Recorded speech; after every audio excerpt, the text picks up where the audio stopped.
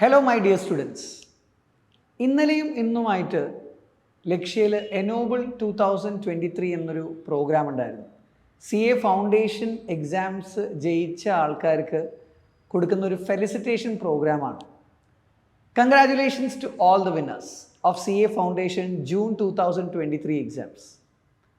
പക്ഷെ ആ പ്രോഗ്രാം നടക്കുന്ന സമയത്താണ് പെട്ടെന്ന് എൻ്റെ മൈൻഡിൽ തോന്നിയത്, പാസ്സായ എല്ലാ സ്റ്റുഡൻസിനും ഫെലിസിറ്റേഷൻസ് ഉണ്ട്, അവർക്ക് കുറേ അപ്രീസിയേഷൻസ് കിട്ടുന്നുണ്ട്. ബട്ട് ചാർട്ടേഡ് അക്കൗണ്ടൻസി എക്സാമിനേഷൻസിൽ there are students who don't clear those exams.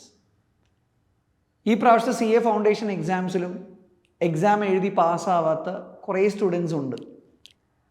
പക്ഷെ അവർക്ക് വേണ്ടി സംസാരിക്കാനോ അല്ലെങ്കിൽ അവരോട് കമ്മ്യൂണിക്കേറ്റ് ചെയ്യാനുള്ള ഒരു പ്ലാറ്റ്ഫോം അല്ലെങ്കിൽ ഒരുമിച്ച് അവരെ ഒരിക്കലും കിട്ടാറില്ല.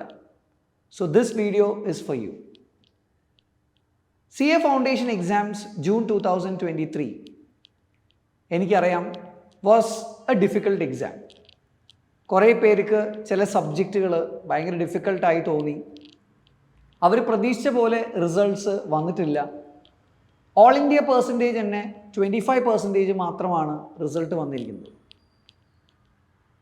Now the biggest problem when you fail is ഈ ഫെയിലിയർ എങ്ങനെ ആക്സെപ്റ്റ് ചെയ്യണം, അല്ലെങ്കിൽ ആ ഫെയിലിയർ വന്നു കഴിഞ്ഞാൽ അടുത്തത് എന്ത് ചെയ്യണം എന്ന് തീരുമാനിക്കുക എന്ന് പറയുന്നതാണ് the most difficult thing from A students perspective.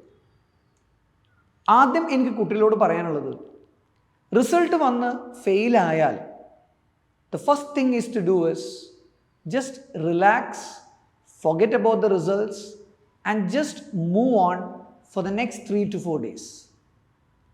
അടുത്തൊരു 3-4 ദിവസം നിങ്ങൾ ഒരു ഡിസിഷൻസും എടുക്കാൻ പാടില്ല. കാരണം ആ ഡിസിഷൻസ് എല്ലാം വളരെ ഇമോഷണൽ ഡിസിഷൻസ് ആയിരിക്കും. നിങ്ങൾ റിലാക്സ് ചെയ്യുക, വേണമെങ്കിൽ ഒന്ന് പുറത്തു പോവുക, ഫ്രണ്ട്സിൻ്റെ കൂടെ വേണമെങ്കിൽ ഒരു ഔട്ടിങ്ങിന് പോവുക, ഒരു സിനിമയ്ക്ക് പോവുക, പാരൻസിനോട് സംസാരിക്കുക, not related to results. Just keep away from your results. രണ്ടാമത്തത്, നിങ്ങൾ എന്ത് ചെയ്യണം, നിങ്ങളുടെ പാരൻസ് ആയിട്ടുള്ള പ്രോപ്പർ കമ്മ്യൂണിക്കേഷൻ ബിൽഡ് ചെയ്യണം. മേ ബി ആഫ്റ്റർ 3-4 days നിങ്ങൾ ഓപ്പൺ ആയിട്ട് നിങ്ങൾ മനസ്സിലാക്കണം എന്തുകൊണ്ടാണ് ഫെയിലിയർ വന്നത്. അതിനത് ആക്സെപ്റ്റ് ചെയ്യണം. പഠിക്കാത്തതുകൊണ്ടായിരിക്കാം, എക്സാംസ് ടഫായതുകൊണ്ടായിരിക്കാം, ക്ലാസ്സസ് പ്രോപ്പർലി അറ്റൻഡ് ചെയ്യാത്തതുകൊണ്ടായിരിക്കാം. ആൻഡ് യു നോ, നമുക്ക് റീസൺസ് അറിയുന്നുണ്ടാവും എന്തുകൊണ്ടാണ് നമ്മൾ ഫെയിൽ ആയത് എന്നുള്ളത്. അപ്പോൾ ആ റീസൺസിനെ നമ്മൾ ആക്സെപ്റ്റ് ചെയ്യുക എന്നുള്ളതാണ്. ഒരു 4 ദിവസം കഴിഞ്ഞ് ഇരുന്ന് ആ റീസൺസ് എഴുതി വെക്കുക. എൻ്റെ ഒരു ഓപ്പൺ ഡിസ്കഷൻ നിങ്ങളുടെ പാരൻസായിട്ട്, നിങ്ങളുടെ ഗാർഡിയൻസായിട്ട് നിങ്ങൾ ചെയ്യുക. നിങ്ങൾക്ക് ആ ഡിസ്കഷൻ എടുക്കാൻ ബുദ്ധിമുട്ടുണ്ടെങ്കിൽ നിങ്ങൾക്ക് പരിചയമുള്ള നിങ്ങളുടെ ഏറ്റവും ഫേവററ്റായ ഫാക്കൽറ്റീസിനോടോ അല്ലെങ്കിൽ ലക്ഷ്യയുടെ സപ്പോർട്ട് സിസ്റ്റം അവരെ കോൺടാക്റ്റ് ചെയ്യാം.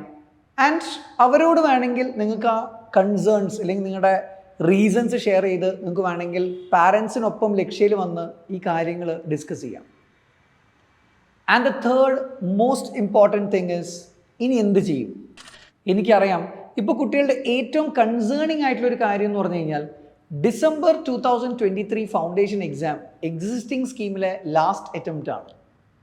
അപ്പം അതിൻ്റെ ഒരു പേടി എല്ലാ കുട്ടികളുടെ ഉള്ളിലുണ്ടാവും. നിങ്ങൾ ഒരിക്കലും അതൊരു പേടിയായി എടുക്കരുത്. നിങ്ങളതൊരു ഓപ്പർച്യൂണിറ്റി ആയിട്ട് യൂസ് ചെയ്യണം.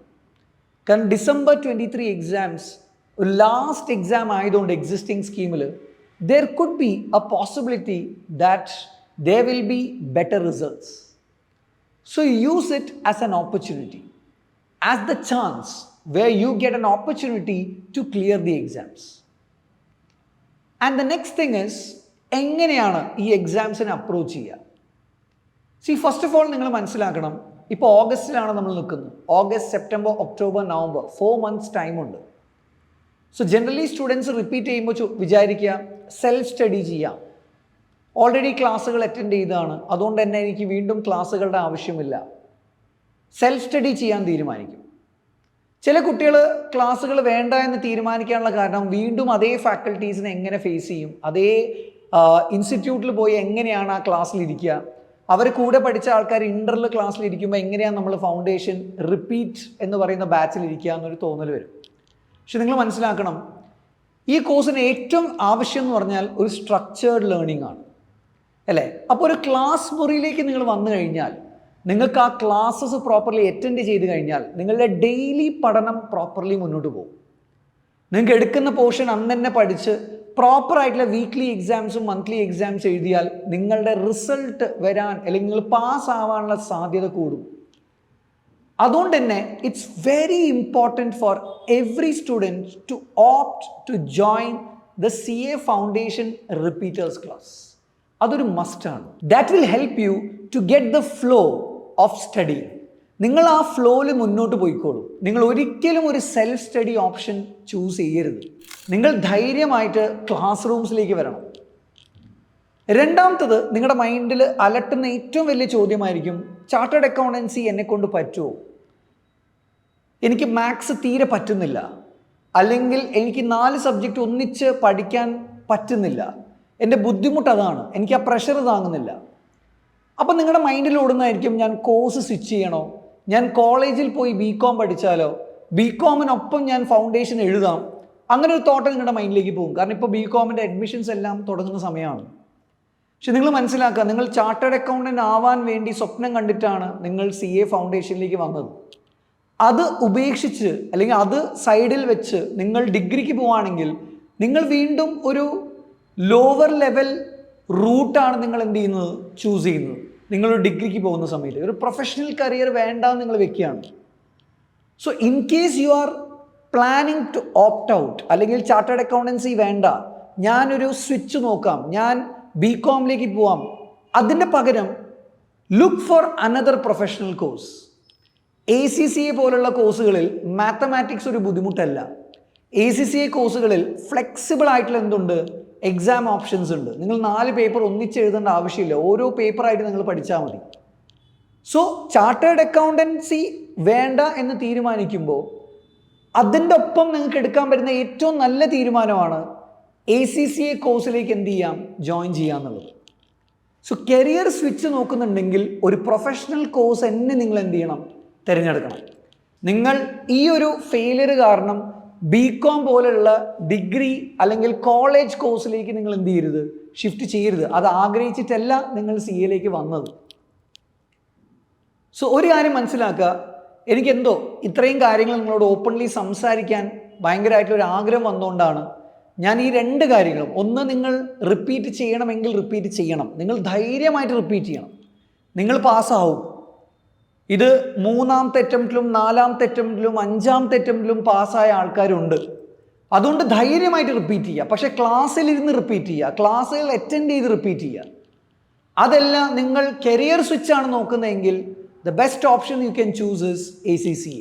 കാരണം നിങ്ങൾക്ക് ചാർട്ടേഡ് അക്കൗണ്ടൻസി പാസ്സായാൽ കിട്ടുന്ന അതേ ലെവൽ ഓഫ് ജോബ് ഓപ്പർച്യൂണിറ്റീസും നിങ്ങൾക്കൊരു ACCA പാസ്സാവുമ്പോൾ നിങ്ങൾക്ക് എന്താണ് അവൈലബിൾ ആണ്. സോ മക്കളെ, നിങ്ങൾ ടെൻഷൻ അടിക്കണ്ട. നിങ്ങൾക്ക് എന്ത് ഗൈഡൻസ് വേണമെങ്കിലും നിങ്ങൾക്ക് ചോദിക്കാനും ഓപ്പൺലി കമ്മ്യൂണിക്കേറ്റ് ചെയ്യാൻ ലക്ഷ്യയുടെ ഫാക്കൽറ്റീസ് അവൈലബിൾ ആണ്, ലക്ഷ്യയുടെ നോൺ ടീച്ചിങ് സ്റ്റാഫ്സ് അവൈലബിൾ ആണ്. അപ്പോൾ നിങ്ങൾക്ക് ലക്ഷ്യയുടെ എല്ലാ ബ്രാഞ്ചസും എപ്പോഴും ഓപ്പൺ ആണ്.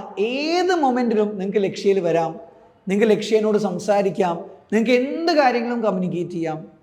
Please my dear CA foundation, I will not call them repeaters, I would call them CA Foundation aspirants.